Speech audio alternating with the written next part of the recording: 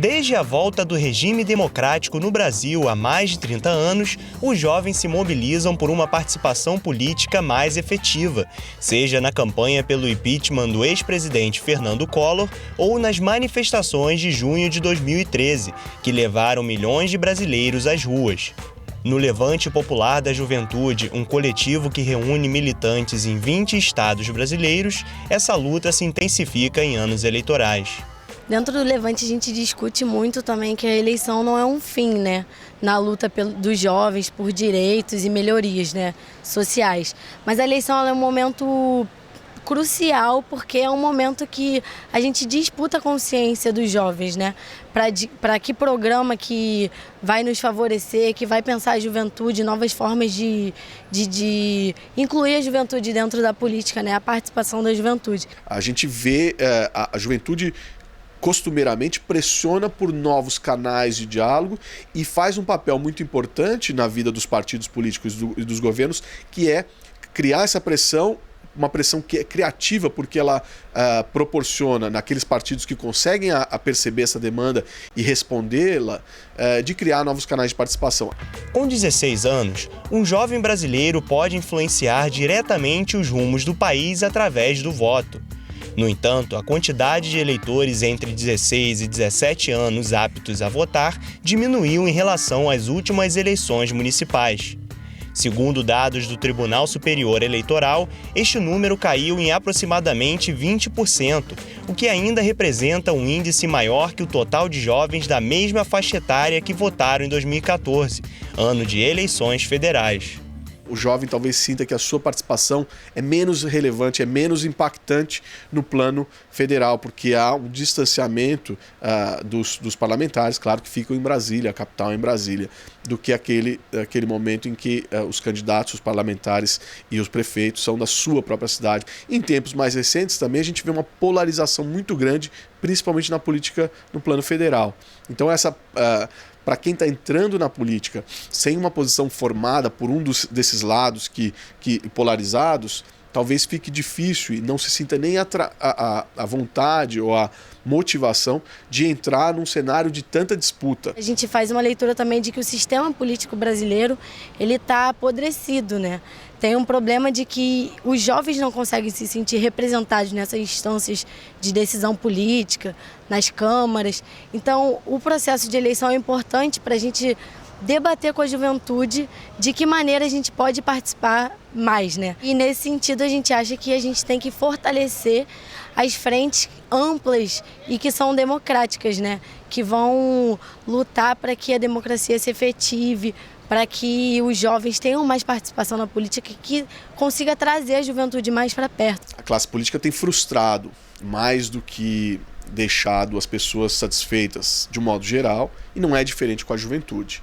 Tanto é assim que os partidos eles têm tido muita dificuldade de renovar o seu discurso, de renovar o seu espaço de participação para jovens. A gente vê nas últimas pesquisas, por exemplo, para a eleição presidencial em 2018. Tem muito tempo ainda, mas por conta do impeachment começou a se ver as possibilidades das preferências. Os candidatos dos partidos são os mesmos. E nas organizações conseguem suprir uma parte dessa lacuna que é feita fora da vida partidária. Que é criando essas organizações que vão intermediar demandas dos jovens, principalmente via internet, e levar diretamente aos parlamentares. A gente tem muito no Brasil essa ideia de que a gente só consegue fazer se a gente está dentro dos espaços de decisão. Mas eu acho que se organizando em movimentos sociais, nas universidades, dentro dos centros acadêmicos, dentro dos DCEs, para além disso, dentro dos bairros também, as associações de bairros, nas comunidades, são espaços importantes da gente tentar ampliar esses mecanismos de participação. A juventude pede por novas formas de participação na vida democrática. E a RECA, a Rede Educação com Adolescentes, mobiliza jovens do município do Rio de Janeiro a pensar em uma nova escola. Esse processo começa no diálogo entre professores e alunos. Ouvir o adolescente, ouvir o que o adolescente tem a dizer, né? Ouvir o que ele acha disso tudo, né? Fazer esse convite, eu acho que é um caminho bastante interessante para se fazer a participação acontecer. Sem isso, o jovem não vai, se for feito para ele não vai querer muitas vezes participar se já estiver pronto, né? Então, acho que a iniciativa de pensar a educação e a participação do jovem junto, né, e não algo que eu faço para ele, é uma perspectiva que eu acho que pode gerar uma participação cidadã muito mais efetiva do que a gente tem hoje.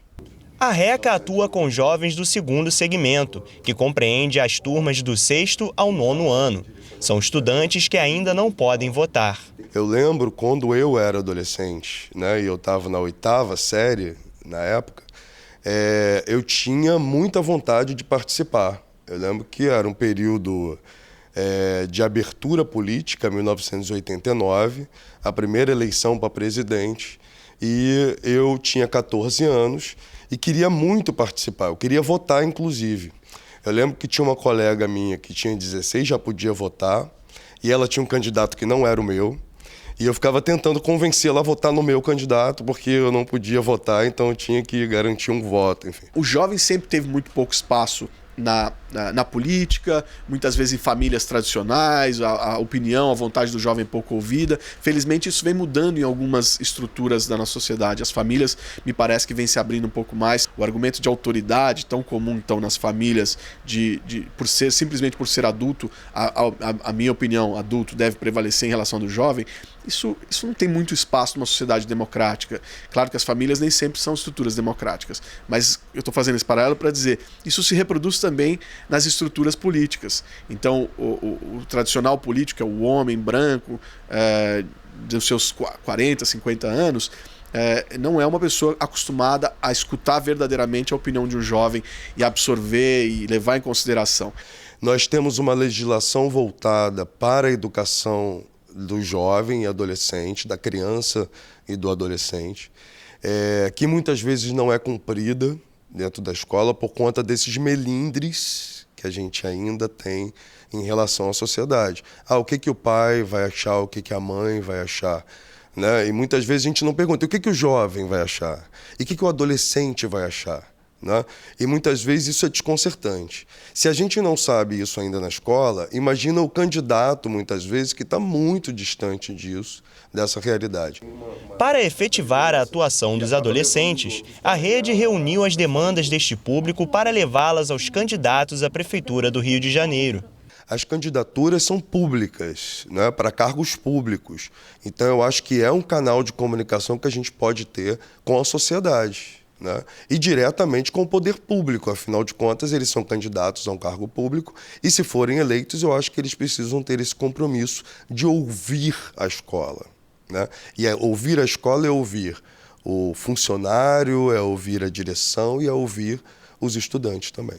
E esses parlamentares que escutam essas demandas sabem que elas vêm legitimamente de uma base grande de eleitores, portanto tem um lastro democrático nessas propostas e havia até pouco tempo uma dificuldade de traduzir, de levar essa demanda com lastro democrático até os parlamentares em Brasília. E esses grupos, essas organizações que se expandem, que são várias hoje, que fazem esse papel, conseguem fazer justamente estreitar esse elo e, portanto, cumprir um papel muito importante na democracia.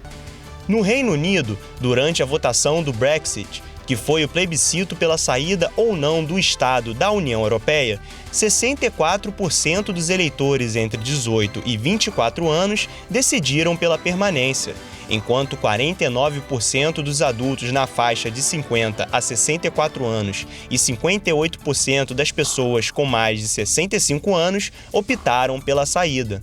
É um lugar comum dizer que a participação do jovem é importante. Sem dúvida ela é importante. Ela traz um outro tipo de opinião.